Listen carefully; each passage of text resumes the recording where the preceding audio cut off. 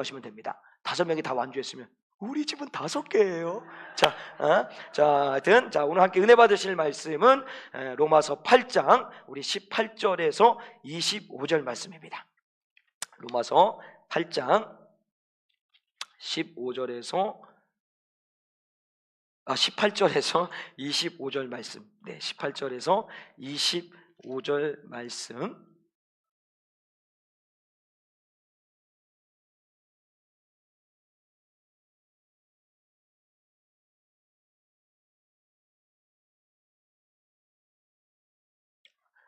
예.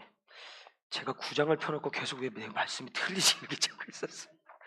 여기 말씀이 틀리니까 9장이었구나. 예. 자, 우리 로마서 8장 우리 18절에서 25절 말씀인데요. 우리 다 함께 자리에서 일어나셔서 18절에서 우리 20절까지 같이 말씀을 합독하도록 하겠습니다. 시작. 생각건대 현재의 고난은 장차 우리에게 나타날 영광과 좋게 비교할 수 없도다.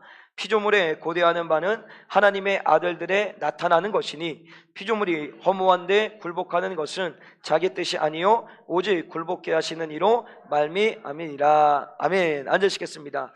어제 토요 전도가 있었습니다. 그래서 우리도 아이들까지 다 해서 같이 전도하는데 저는 제 막내를 데리고 갔고 우리 서민숙 집사님은 주아를 데리고 나갔던 것 같아요. 이렇게 나갔는데 아마 이 아이들이 이렇게 전도하는 것이 어떤 분에게 되게 은혜가 되셨나 봐요. 그래서 아무튼 전도제를 받고 나서 전도 끝나고 이제 서민숙 집사님하고 주아하고 근데 자기들끼리 떡볶이 먹으러 갔지. 생각해보니까 나도 좀 먹고 싶었는데 하여튼 떡볶이를 드시러 가셨대요. 자, 떡볶이를 드시러 가셨는데 어떤 분이 그 전도하는 것이 너무 아름다워서 내가 커피하고 청포도하고 한 3개를 큰 걸 사가지고 이렇게 주신 거예요. 남의 일이니까 전혀 은혜도 안 되고. 자, 보세요. 이 하나님께서 참 은혜롭는 거예요. 그러니까 그 아이가 전도하는 그 모습이 너무 아름다운 거예요. 그러니까 그분이 어쨌든 예수 믿는 분이겠죠. 그분이. 그러니까 감동이 되니까 그렇게 주는 거예요. 제가 어렸을 때 생각해 보니까 저는 어쨌든 반강제적으로 아버님 때문에 노방 전도를 같이 다녔습니다. 확성기 드시고 하실 때 항상 옆에 붙어서 전도지 나눠주가 있는데 그때 제가 기억을 하면 꼭 이제 욕을 하시는 분도 있었고 예수 믿겠다고 하시는 분도 있었고 어떤 분이 있었냐면 꼭 이렇게 식사하시라고 돈을 주시는 분도 있었고 저기 가서 뭐 이렇게 빵 같은 거 사가지고 저한테 이렇게 손에 들려주는 분도 있었고 참 그런 기억들이 있습니다. 그게 왜 그랬나 봤더니 이분들이 어쨌든 하나님께서 사실 저하고 무슨 상관이 있겠습니까? 근데 그 모습이 아름다운 것을 하나님께서 그 마음을 그렇게 바꿔주시는 거예요. 그러니까 세상이 악하다고 하지만 아닙니다. 하나님은 선하시기 때문에 약한 것을 선하게 바꾸시는 거예요. 그 어린아이들의 그 순수한 마음 속에 하나님께서 기뻐하셔서 이 어떤 한 사람을 통하여서 은혜를 베풀 수 있도록 인도하신 거죠. 그러면 이 아이들이 그렇게 하는 모습 속에서 계속 그렇게 살게 이 나라가 아름답게 하기 위해서는 여러분들이 그렇게 사셔야 됩니다. 예. 전혀 마음에 감동이 안 되십니까? 여러분들이 세상을 아름답게 만드셔야 됩니다. 어떤 좋은 일들, 어떻게 아름다운 일들이 있으면 그런 모습으로서 예서 섬겨줄 수도 있고 내가 복음을 전할 수도 있고 끊임없이 그렇게 해서 정말 이 다음 세대의 아이들이 우리들을 보고 세상이 정말 아름답구나. 악하다고 하지만 예수 믿는 엄마 아빠 때문에 이 세상이 정말 아름답구나. 아니 아름다워질 수밖에 없는 구조구나 라고 이 어떤 가치가 모든 삶이 그렇게 전환될 수 있도록 여러분들이 그렇게 사셔야 되는 거예요. 맞습니까? 아멘. 그렇게 되셔서 절반만 아멘 했어요. 자, 아무튼 중요한 거는 마음속에 아멘 했으라 생각하시고요. 여러분들이 이 세상을 아름답게 만드십시오. 그것은 예수로만 가능합니다. 여러분들이 예수를 전하셔서 또 예수를 전하는 분들을 볼 때 그 아름다운 모습에 도전받으시고 특별히 우리 아이들이 여러분들을 보고 배워서 약하다고 하지만 이 약한 세상을 바꾸실 분은 예수밖에 없습니다. 그래서 이 예수를 통하여서 여러분의 가정이, 여러분의 직장, 사업장, 우리나라가 정말 아름답게 복음으로서 결실을 맺는 그런 나라를 함께 만들어가길 주님의 간절히 축복합니다. 자, 오늘 장차 나타날 영광이라는 말씀의 제목으로 함께 은혜를 나누도록 하겠습니다. 우리 지난주 말씀에 영으로서 육의 행실을 죽이며 살아야 된다라고 얘기를 했습니다. 그 육의 행실을 죽이기 위해서 우리에게 필요한 것이 뭐였냐면 날마다 기도해야 된다라는 거였어요. 그래서 어떻게 지난주 여러분 날마다 기도하셨습니까? 네, 주님은 아십니다. 네, 주님은 아십니다. 자, 어쨌든 그 날마다 기도할 때 우리는 이 영의 생각으로 육의 생각을 죽여서 성령의 인도하심을 받고 하나님의 아들로서 구하는 것마다 응답을 받게 되고 우리는 하나님의 후사, 상속자로서 하나님의 나라를 물려받게 될 어떤 그 자격, 수준을 갖추게 된다는 겁니다. 자, 그런데 지난주에 말씀의 마지막 마무리에서 17절에 뭐라고 말씀이 마무리가 됐었냐면, 우리 17절 말씀을 같이 한번 읽겠습니다. 17절 시작. 자녀이며 또한 후사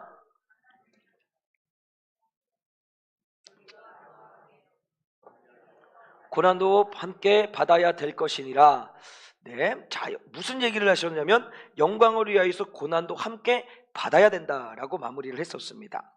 그러면서 오늘 18절에 들어와서 이렇게 시작합니다. 같이 읽겠습니다. 시작. 생각건대 현재의 고난은 장차 우리에게 나타날 영광과 좋게 비교할 수 없도다. 자, 과거의 고난, 미래의 고난이 아니라 현재의 고난이라고 합니다. 그럼 이게 무슨 의미냐면 예수 믿는 사람들에게 찾아오는 고난은 항상 있다라는 거예요. 다시 말해서 예수 믿는다고 해서 고난이 없는 것이 아니라 예수 믿음을 통하여서 고난이 찾아올 수밖에 없는 우리들의 삶이다라는 거예요. 한번 잘 생각해 보세요. 예수 믿은 이후에 매일같이 건강하게만 살았다 아니잖아요. 코로나도 걸려봤고 감기도 걸려봤고 여러 가지 질병도 찾아왔다라는 거예요. 내가 예수 믿었더니 직장에서 매일같이 승승장구하고 관계 속에서도 어려움이 없었다? 아니에요. 오늘도 관계 속에 어려움이 있고 때로는 어떤 승진에서 누락도 되고 공고사직도 당하고 여러 어려운 일들을 당한다라는 거예요. 요즘 항상 좀 어려운 일이 뭡니까? 전세 사기 있지 않습니까? 그 전세 사기를 당하는 사람들 중에는 믿음의 사람이 있을까요? 없을까요? 있습니다. 신실하게 믿음의 생활을 하는 사람이 그 전세 사기를 당하여서 지금 아파하고 있는 분이 있어요. 제 혈연 관계에 있는 분도 지금 그 전세 사기 때문에 너무 고통 속에 있단 말이죠. 그런 것처럼 예수 믿는다고 해서 고난이 없는 것이 아니라 예수 믿어도 고난은 우리에게 찾아온다라는 거예요. 그런데 그렇기 때문에 우리 가운데 생기는 게 의문이 있어요. 왜 예수 믿는데 고난이 찾아올까라는 거죠. 그래서 의문을 갖는 거예요. 하나님, 왜 이 고난이 저에게 왔을까요? 고난 중에 있으면 이 고난 중에서 왜 저를 빨리 건져주지 않으실까요? 어떤 의문을 갖는단 말이죠. 근데 그 의문을 갖다가 보면 그 고난이 해결되면 좋은데 해결되지 않으면 그 의문 속에서 이제 발전하기 시작합니다. 하나님을 아버지라고 얘기를 하시는데 아버지께서 아버지 역할을 제대로 안 하시는 게 아닙니까? 더 나아가서는 그 하나님 아버지가 살아계시다고 하는데 정말 살아계시는 게 맞습니까? 라는 의문을 넘어서 탄식과 원망까지 이르게 된다는 거예요. 왜 그러냐면 우리는 연약한 인간이기 때문이죠. 부족한 인간이기 때문에 사실 너 어떻게 하나님을 원망할 수 있어?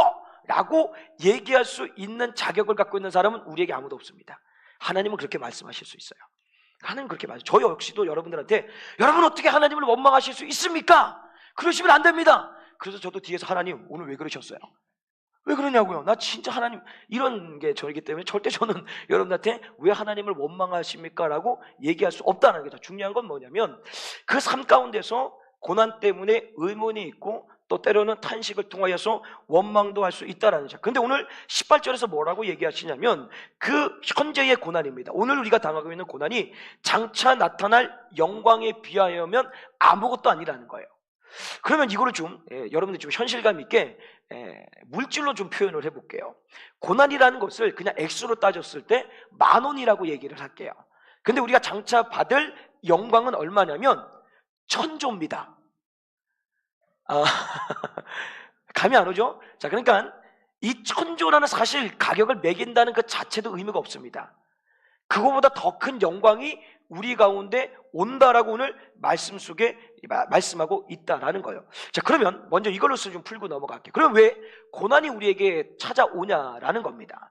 가장 먼저 두 가지 이유가 있는데 가장 먼저 우리에게 고난이 찾아오는 큰 이유는 뭐냐면 우리 인간의 죄, 타락에 의하여서 고난이 우리 가운데 찾아왔다라는 거예요. 우리 창세기 3장 17절 말씀을 같이 한번 읽어볼까요? 시작. 아담에게 이르시되 내가 내 아내의 말을 듣고 내가 너로 먹지 말라 한 나무 실과를 먹었은즉 땅은 너로 인하여 저주를 받고 너는 종신토록 수고하여야 그 소산을 먹으리라. 자, 이 말씀을 딱 보게 되면 어떤 이렇게 남성분들이 이 말씀을 왜곡하시는 분들이 있습니다. 여기 보면 내 아내의 말을 듣고 봐라, 아내의 말 들으니까 쫄딱 망하지 않냐.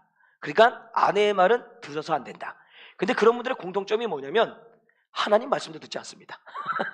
공통점이 그것입니다. 근데 중요한 건 뭐예요? 아내 말을 잘 듣는 것이 가정의 평화가 있습니다. 인정하십니까? 인정하십시오. 우리 남성도 인정하십시오. 아내 말에 참 물론 때로는 이상한 분도 있습니다. 이상한 아내도 있어요. 그는 정말 100 중에 1명 나올까 말까 한 겁니다. 모든 삶 가운데서 아내의 말이 주님의 말처럼 들으시길 주님 가지고 축복합니다. 그러나 주님의 말이 가장 우선이 되고, 때로는 영적인 제사장이 얘기할 때 목사님이 그랬지 않냐고, 아내 말 잘 들으랬다. 아니 또 그것도 상황을 바꿔야 되는 거예요. 영적인 지도자는 가정의 남편입니다. 남편이 영적으로 리더에 이끌고 갈 때 그 말씀에 순종하시며 살아가실 줄에 간절히 축복합니다. 자, 어쨌든 아담의 범죄로 인하여서 인류의 타락이 일어납니다. 그로 인하여서 고난이라는 것이 우리 가운데 찾아오기 시작했다라는 거죠. 근데 중요한 것은 이 아담의 범죄, 다시 말하면 인류의 타락 속에서 들어온 그 죄로 인하여서 고난을 당하는데, 우리 믿는 사람만 고난을 당하는 것이 아니라 믿지 않는 사람, 다시 말하면 이 땅에 살고 있는 모든 사람들은 고난을 당한다는 거예요. 근데 그 고난이 사람만 당하는 것이 아니라 이 땅의 피조물, 그러니까 예수님 하나님께서 만드신 모든 것들은 다 고난을 당한다는 거예요. 그래서 오늘 보면 20절 말씀을 같이 한번 읽어볼까요? 8장 20절 말씀 시작. 피조물이 허무한데 굴복하는 것은 자기 뜻이 아니요 오직 굴복게 하시는 이로 말미암음이니라. 무슨 얘기입니까? 허무한데 피조물이 굴복했으면, 이 허무함은 뭐예요? 죄라는 거예요. 죄한테 굴복하는데 그 굴복게 하신 자가 누구라고? 마귀입니다. 마귀 때문에 우리가 죄가 들어와서 그 죄로 인하여서 아담만 죄로서 고난을 받는 것이 아니라 그 죄를 통해서 온 인류의 모든 사람뿐만이 아니라 이 땅에 주님께서 만드신 모든 창조물이 고난을 당한다라고 얘기를 합니다. 그래서 로마서 8장 22절 말씀 계속 볼까요? 시작. 피조물이 다 이제까지 함께 탄식하며 함께 고통하는 것은 우리가 아나니. 자, 여기서 함께 탄식하며 고통한다라는 거예요. 그러니까 피조물, 인간뿐만이 아니라 물속에 사는 어류들, 이 땅에 살고 있는 뭐 동물들, 식물들, 하늘에 사는 조류들, 이 땅에 만드는 산, 들, 바다, 강, 모든 것들은 다 고난을 당한다는 거예요. 그럼 이런 의미를 갖겠죠. 아니 뭐 산, 동물들 무슨 말을 하겠는데 무슨 영혼이 있습니까? 뭔 고난을 당하겠습니까? 아니에요.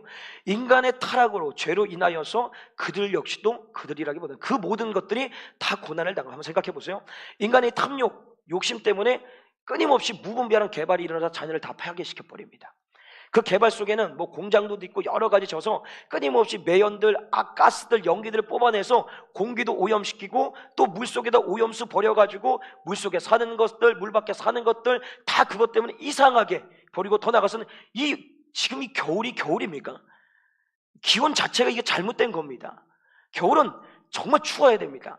그래서 땅이 바짝 얼어서 모든 해충들이 듣고 다음에 농사가 잘 될 수 있도록 그것이 만들어져야 되는데, 그 구조가 지금 이루어지는 거예요. 근데 그게 하나님이 그렇게 하신 것이 아니라 인간의 타락 속에서 죄 때문에, 탐욕 때문에 끊임없이 하나님이 만들어진 창조 시설을 깨기 때문에 너무 풍요롭게 살다 보니까 음식, 이 쓰레기들이 얼마나 많이 던져집니까? 또는 우리가 살고 있는 생활 쓰레기들이 던져질 때 그 쓰레기를 보십시오. 진짜 별게 다 나오지 않습니까? 그 풍요로움 때문에. 근데 그거조차도 분리하지 않고 그냥 갖다 버려요. 그냥 우리 교회 여기 전봇대만 보십시오. 전봇대만 보면 이 주변에 원룸에 살고 있는 이 훌륭한 인간들이 훌륭한 분들이 그냥 봉다리 안에다가 음식도 버리고 플라스틱 버리고 다 버리고 갖다 그냥 버려놓은. 그 여기만 그러겠습니까? 아니잖아요. 다 그러잖아. 다 그런 거예요. 그냥 눈에 보이는 잠깐의 그 모습이 하나가 여기만 그런 게 아니라 이 전국 8도의 모든 삶 속에서 이 나라를 병들게 하고 이 자연을 병들게 하는 일들이 끊임없는 인간의 죄 때문에. 맞잖아요. 쓰레기 봉투 아끼려고 탐욕 때문인 거예요. 그거 얼마 된다고? 160원 20리터가 맞나요? 제가 모르겠어요. 항상 20개씩 사가지고 제가 정해보라. 아무튼 그거 아낀다고. 그런데 밤에 막 몇십만 원씩 술 쳐드시고, 진짜 이 동네에 있는 이분들 제가 하여튼 구원을 받아야 돼요. 저분들이 다 구원을 받아야 돼요. 아무튼 중요한 것은 모든 사람들이 다 고난을 받는다는 거예요. 그래서 우리가 가끔 이런 얘기하지 않습니까? 왜 나만 겪는 고난이냐고. 그렇지 않습니다. 여러분만 당하는 고난이 아닙니다. 75억 모든 인구, 모든 사람들은 고난을 다 당합니다. 한번 보십시오. 다 가지고 있는 것 같은 재벌 총수들도 순간에 잘못된 선택을 해야 해서 어디로 갑니까? 감옥으로 갑니다. 심지어는 재벌 총수 자녀들 중에도 스스로 생명을 끊는 인생도 있었어요. 권력을 가진 자들, 그 권력 어떻게 돼요? 기간이 딱 끝나면 조사받는 거예요. 가서 또 감옥에 가는 거예요. 그리고 심지어는 그 권력의 무너짐 때문에 그것을 견딜 수 없어 스스로 생명을 끊습니다. 그러면 여기 지금 어린아이들 앉아 있는데 이 어린아이들에게는 고난이 없을까요? 있습니다. 제가 얘기했잖아요. 산타 할아버지와 예수님과 끝까지 부딪히는 거예요. 아니라고, 산타 할아버지라고, 아니라고, 예수라고 내 얘기를 들어주지 않는 저 아빠 때문에 그들은 고난을 당하고 있는 거예요. 그들에게 그게 가장 큰 고난인 거예요. 그런 것처럼 모든 인생들은 고난을 당하게 됩니다. 자, 근데 중요한 게 있습니다. 모든 피조물들은 고난을 당하는데 그 고난 뒤에 장차 다가올 영광이라는 것은 모두가 받는 건 아니라는 거예요. 그 기준은 무엇이냐면 오늘도 예수 그리스도를 믿느냐 믿지 않았느냐에 따라서 같은 고난을 당하는데 불구하고 예수 믿는 자들은 장차 올 영광을 얻게 되지만 믿지 않는 자들은 장차 올 영광이 아니라 영원한 지옥 형벌로 떨어질 수밖에 없다라는 거예요. 거기서 차이가 나기 시작한다라는 겁니다. 그렇다면 오늘 이 고난이라는 문제 앞에서 그러면 이런 거예요. 우리가 과연 믿음의 사람이 있어서 세상 사람들은 고난이 찾아올 때 아파하고 괴로워하고 포기하고 주저하고 심지어 자신의 생을 마감하게 되지만 우리 믿음의 사람에게 있어서 다가오는 고난을 그러면 장차 받을 영광을 위해서 우리는 어떻게 반응하면서 살아가야 되느냐라는 겁니다. 중요한 것이 이겁니다. 반드시 주님은 장차 우리에게 다가오실 영광을 주신다라고 말씀하셨어요. 한 예를 제가 좀 하나 드리겠습니다. 블레셋이라는 나라가 일어나서 이스라엘을 공격을 합니다. 그때 앞세운 게 누구냐면 골리앗이라는 거인 장수입니다. 그 골리앗이 앞에 딱 서 있을 때 이스라엘에 있는 어떤 누구도 감히 앞으로 서질 못합니다. 전부 다 두려워 벌벌 떨면서 자신의 살궁리를 쫓아서 가고 있는 거예요. 그런 가운데서 한 소년이 일어나죠. 그게 누굽니까? 다윗입니다. 다윗이 일어나서 그가 얘기합니다. 만군의 여호와의 이름으로서 내가 나가 저 대적을 무찌르겠다. 그래서 그 말대로 나가서 싸워서 승리를 해서 자신의 삶을 지킨 게 아니라 이스라엘이라는 나라를 그가 지켜냅니다. 블레셋과에서 전쟁에서 승리를 하고 그 블레셋이 다 떠나가고 이스라엘은 평화가 찾아온 거예요. 그러면 세상의 이치라면 이 나라를 살린 다윗에게 면류관도 주고 권력도 주고 명예도 주고 물질도 주고 상도 주고 모든 것들을 줘야 됩니다. 그런데 그 당시에 왕인 사울왕의 뭐예요? 시기심, 질투심 때문에 오히려 나라를 살려놓고 다윗은 10년의 도피 생활을 하게 됩니다. 그 도피 생활 속에서 그가 해야 되는 것은 뭐냐면 오늘도 노숙자처럼 어디 잘 곳이 없어서 광야에서 자고 동굴 속에서 자고 먹을 것이 없어서 허기가 지고 또 내가 너무 쫓아오는 사울 때문에 살기 위해서 이방 땅에 망명도 하고 망명에서는 또 거기서 살기 위하여서 침을 질질 흘리면서 미친 척도 하면서 그 10년이라는 고난의 세월을 보냅니다. 근데 문제가 있어요. 다윗에게 의문이 있는 거예요. 분명히 그 10년 전에 사무엘이나 선지자가 와가지고 냅다 기름을 부었어요. 네가 이스라엘의 왕이 될 것이다. 왕이 된대잖아요. 그런데 왕이 돼야 되잖아요. 1년이 지나도 2년이 지나도 3년이 지나도 아무 일도 일어나지 않는 거예요.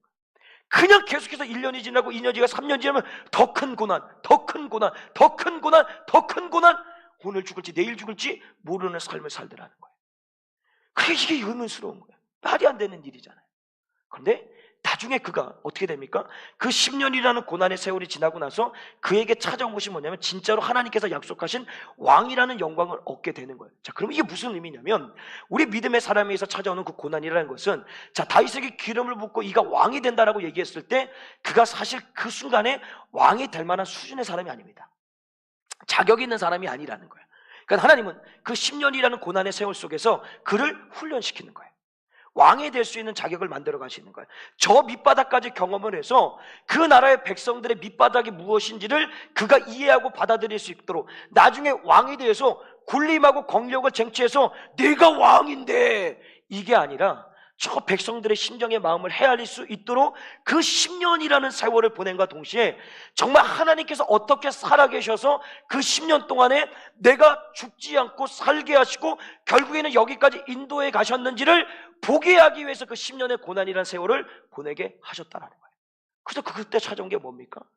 왕이라는 영광스러운 자리예요. 근데 그게 영광이 아니었던 거예요. 정말 다윗의 큰 영광이 뭐냐면 그 다윗의 씨를 통하여서 누가 오십니까? 온 인류의 구원자 되시는 예수 그리스도가 이 땅에 오시는 거예요.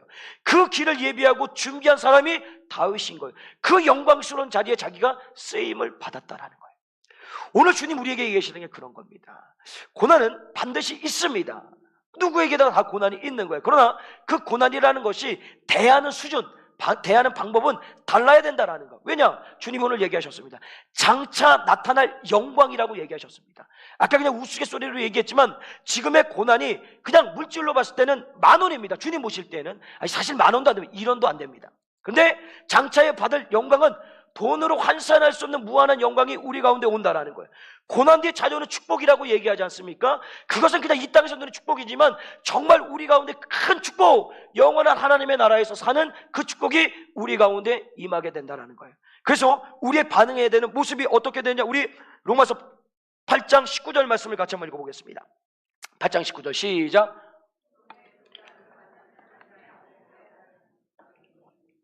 자, 보시면 하나님의 아들들이 나타나는 것은, 여기 하나님의 아들들이라는 것은 우리들을 얘기를 하는 겁니다. 하나님의 상속자, 하나님의 후사, 우리들을 얘기를 하는데 하나님의 아들들이 나타난다라는 거예요. 근데 그 나타나는 것을 우리가 뭐 해야 된다고요? 기다려야 된다라고 얘기를 합니다. 그러면 뭘 기다리느냐? 이걸 기다리는 겁니다. 하나님의 아들들이 나타나는 이 의문 속에 담겨 있는 것이 뭐냐면 완전한 구원의 완성을 얘기를 하시는 거예요. 여러분, 새하늘과 새 땅 신천지를 들어보셨죠? 저 용문동에 있는 신천지 말고 요한계시록에 나오는 신천지입니다. 하나님의 나라, 하나님의 천국인 거예요. 우리가 이 땅에서 누렸던 그 모든 고난들, 아픔들, 슬픔들은 이제 새하늘과 새 땅이 펼쳐짐과 동시에 다시는 고난과 아픔과 괴로움 속이 아니라 영원토록 하나님과 누릴 수 있는 그 나라가 우리 가운데 임하게 된다라는 거예요. 그러니까 성도는 고난이라는 것을 만났을 때 오늘 내 눈에 보이는 현실 앞에 주저앉는 것이 아니라 미래에 그 고난 뒤에 찾아올 축복, 그것을 회복함과 동시에 이제는 다시는 영원토록 우리 가운데 고난이라는 삶을 살지 못하게 만들 새하늘과 새 땅이 우리 가운데 오는 그날을 기대하면서 살아가야 된다는 거예요. 그럼 그날에는 어떤 일이 일어납니까? 여러분, 우리 이사야서 11장 6절에서 8절 말씀을 같이 읽겠습니다. 시작. 그때에 이리가 어린 양과 함께 거하며 표범이 어린 염소와 함께 누우며 송아지 어린 사자와 살찐 짐승이 함께 있어 그 아이에게 끌리며 암소와 곰이 함께 먹으며 그것을 새끼가 함께 엎드리며 사자가 소처럼 풀을 먹을 것이며 젖먹는 아이가 독사의 구멍에서 장난하며 젖된 어린 아이가 독사의 굴에 손을 넣을 것이라. 자, 보세요. 지금 세계입니다. 뭐 동물의 세계든 인간의 세계든지 간에 양육강식입니다.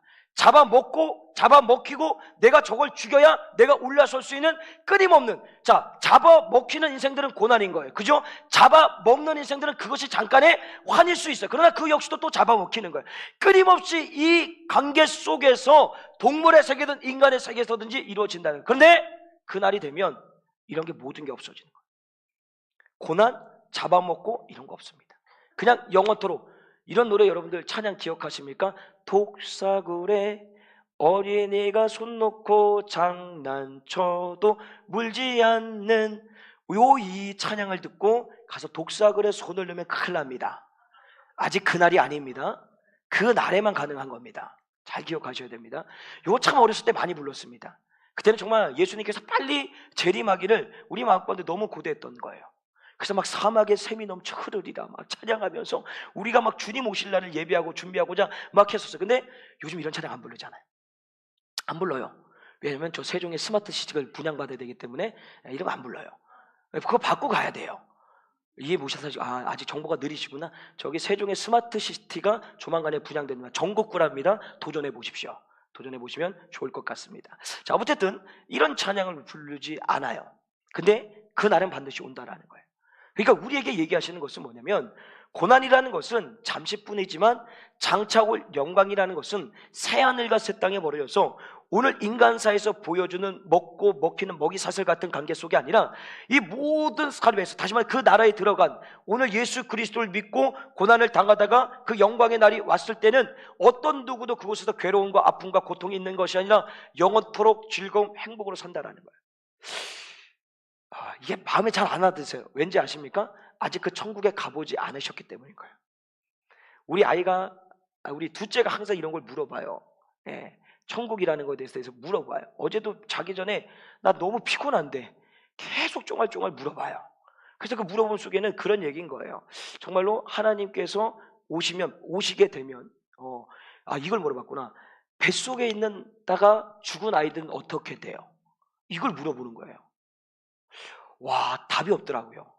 왜냐하면 성경에 거기에 대해서 다 얘기한 게 없어요. 뱃속에 있다가 죽은 아이는 어떻게 됩니까? 여러분 아십니까 혹시? 좀 알려주십시오. 그래서 제가 그냥 그렇게 얘기를 했어요. 난 모른다. 그러나 주님이 오셔야지 한다. 근데 중요한 것은 그러니까 이치적으로 생각하는, 이건 또 옳은 게 아닙니다. 예수 그리스도를 믿는 가정에서 그 자녀가 예수 믿을 확률이 얼마가 됩니까? 거의 99%입니다. 근데 예수 믿지 않는 가정에서 그 아이가 태어나서 자라면 예수 믿을 확률이 얼마가 됩니까?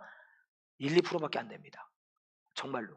그게 어떻든 방법인 거예요. 자, 그런 그냥 이치에서 그렇다고 엄마 아빠가 예수 믿기 때문에 너도 예수 믿는 게 된다, 자영적으로 너 천국 간다, 이건 아닙니다. 그건 이단입니다. 그건 절대 그런 일이 없습니다. 내가 예수를 믿어야지만 가는. 그러면 이치적으로 뱃속에서 엄마 아빠가 예수를 믿어서 그 뱃속에 이 애가 있는데도 불구하고 매일 새벽을 깨우고 기도하고 찬양하고 예배드리다가 정말 하나님의 생사복을 주관하시니까 그 아이를 데려갔다고 할게요. 저는 그냥 그렇게 생각해요. 그럼 천국 갔다. 저는 그렇게 생각합니다. 왜? 하나님의 생명을 주셨는데 뱃속에 있는데 엄마 아버지가 매일같이 연보를 외우시고 불경을 외우시고 매일같이 목탁 두드리시고 절에 가서 108번째 드리고 자녀를 위해서, 이거 과연 천국에 갈 수 있겠느냐, 이렇게 제가 이제 답을 좀 줬어요. 그래도 오해는 하지 마십시오. 엄마 아빠가 예수 믿는다고 자연스럽게 자녀들 다 천국 가는 게 아닙니다. 걔가 예수를 믿어야 되는 거예요. 자, 예를 들자면 사실 이런 거는 자꾸만 인간적인 기준 안에서 천국을 바라보니까 저기 천국의 집은 이렇게 생겼을 것이고 천국에 가면 이렇게 될 것이고 아무도 모릅니다. 가봐야지 압니다. 갈 수 있는 방법은 죽으시면 됩니다. 죽이면 안 되고요. 주님의 때에 죽으시길 바랍니다. 중요한 것은 우리가 모르지만 하나님은 오늘 말씀을 통하여서 그 오늘 이 땅에서 누리고 있는 어떤 행복도 있겠죠. 고난 속에서 장차 올 영광은 아무것도 아니라는 거예요. 이게 아무것도 아니라는 거예요. 장차 올 영광은 정말 우리가 인간의 어떤 수준, 지식, 지혜로서는 도저히 상상할 수도 없고 그러니까 그려낼 수 없는 그 영광이 우리 가운데 오게 된다는 거예요. 그래서 그 영광을 바라보면서 뭐예요? 그 고난을 이겨내야 된다는 거예요. 나가서 두 번째 하나만 더요. 우리 22절 말씀을 같이 읽겠습니다. 로마서 8장 22절 시작. 피조물이다 이제까지 함께 탄식하며 함께 고통하는 것을 우리가 아나니. 자, 함께 고통하는 것, 여기 고통한다라는 것이 헬라어로 수노디노라라는 단어를 쓰는데 해산의 고통입니다. 해산의 고통. 이게 어떤 의미를 담고 있냐면 잘 보세요. 저는 예전에 한번 말씀드렸지만 저는 여자가 아니기 때문에 아이를 낳아보지 않았습니다.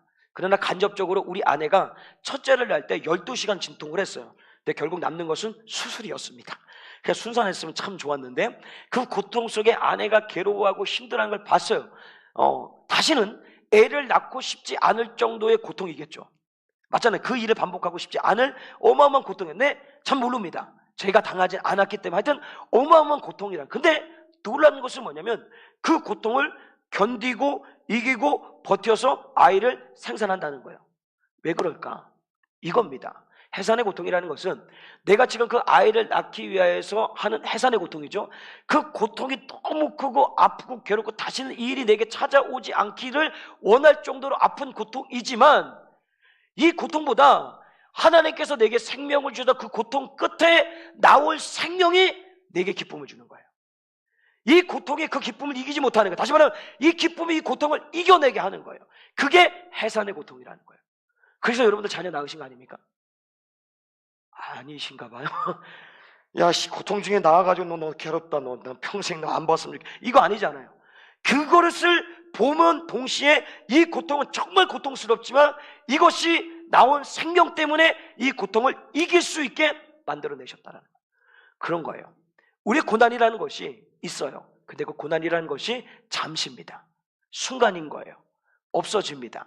근데 없어질 때는 완전하게 주님께서 사라지도록 없애지는데, 그래서 우리에게 생각이 바뀌어야 될 것이 뭐냐면 이 고난 속에 매몰되면 오늘도 그 고난 때문에 주저하고 좌절하고 절망할 수밖에 없다라는. 그러나 그 고난 뒤에 이것을 이겨내게 하는 힘이 뭐예요? 장차올 영광이라는 거예요. 고난 뒤에 찾아올 축복이라는 거예요. 그거보다 더 큰 것은 새하늘과 새 땅에서 고난이었고 아픔이었고 괴로움이었고 질병이 없는 그 나라에서 영원토록 사는 것, 그 영광이 이 모든 고통을 이겨내게 한다는 거예요. 이 믿음이 여러분 가운데 있으시길 주님의 간절히 축복합니다. 그래서 이 땅에 많은 고난들 반드시 있습니다.